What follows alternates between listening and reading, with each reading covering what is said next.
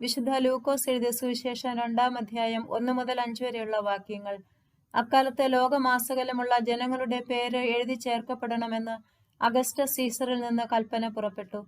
കിരീനിയോ സിറിയയിൽ ദേശാധിപതിയായിരിക്കുമ്പോൾ ആദ്യത്തെ ഈ പേരെഴുത്ത് നടന്നു. പേരെഴുതിക്കാനായി ഓരോരുത്തരും താന്താങ്ങളുടെ നഗരത്തിലേക്ക് പോയി.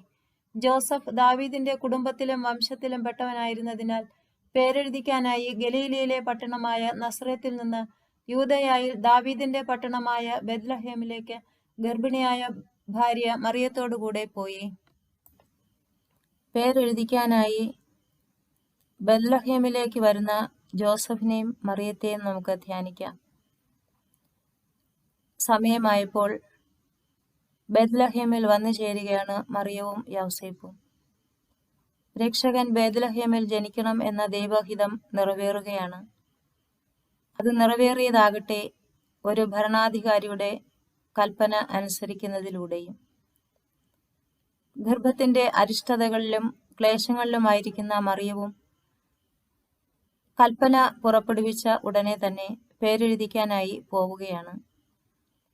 പര്യാദയോ പരിഭവമോ ഇല്ലാതെ ദൈവത്തിന്റെ ഹിതം മാത്രം നിറവേറ്റുവാൻ ആഗ്രഹിക്കുന്ന ആ ജോസഫും മറിയവും തങ്ങളുടെ ഭരണാധികാരി പുറപ്പെടുവിക്കുന്ന കൽപ്പനകളോടും വിധേയത്വം പുലർത്തുന്നു.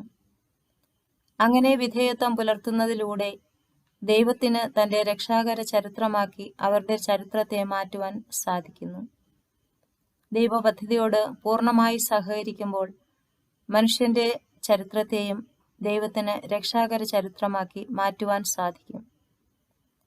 നമുക്ക് ഈ രഹസ്യം ആഴമായി ധ്യാനിക്കാം. ലൗകിക ഭരണാധികാരികളുടെ ആജ്ഞ അനുസരിക്കുന്നതിലൂടെ ദൈവഹിതം നിറവേറ്റുന്ന ജോസഫിനെയും മറിയത്തെയും ധ്യാനിക്കാം. നമ്മുടെ ജീവിതങ്ങളിൽ നിന്നും ദൈവഹിതവും മനുഷ്യ സംവിധാനങ്ങളും മാറ്റി നിർത്തുവാൻ സാധിക്കുകയില്ല എന്ന് നമുക്ക് ധ്യാനിക്കാം.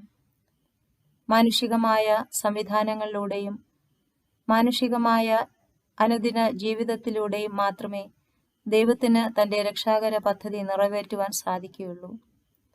മനുഷ്യന്റെ സഹകരണമുണ്ടെങ്കിൽ മനുഷ്യന്റെ ചരിത്രവും രക്ഷാകര ചരിത്രവും ഒന്ന് തന്നെയായി ചേരും. നമുക്ക് നമ്മെ തന്നെ പൂർണ്ണമായി ദൈവഹിതത്തിന് സമർപ്പിക്കാം. നമ്മുടെ മനുഷ്യ ചരിത്രത്തിൽ ദൈവം ഇടപെട്ട് അത് ദൈവത്തിന്റെ രക്ഷാകര ചരിത്രമാക്കി മാറ്റുവാൻ തക്കവിധം ദൈവത്തോട് ചേർന്ന് നിൽക്കാം.